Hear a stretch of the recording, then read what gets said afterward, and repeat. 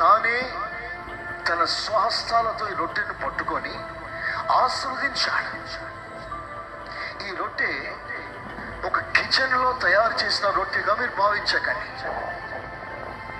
ఇది మనుష్యుని తయారీ అని మీరు భావించకండి.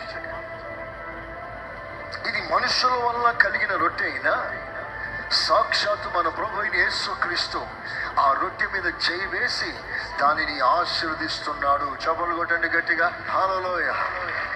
సో ఈ రొట్టెలో ఉన్న ఆశీర్వాదం ఏమిటో 2 మాటలు మీ ముందు ఉంచాలని ఆశిస్తున్నాను.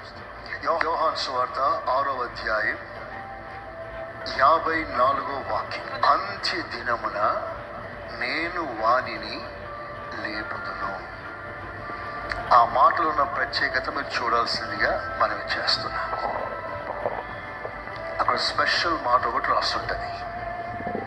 నా శరీరాన్ని తిని నా రక్తమును త్రాగువాడు అని రాయక త్రాగువాడే, త్రాగువారే.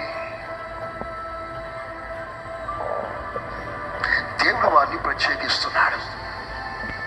ఒక ప్రత్యేక సమూహంగా వారిని దేవుడు స్థిరపరుస్తున్నాడు.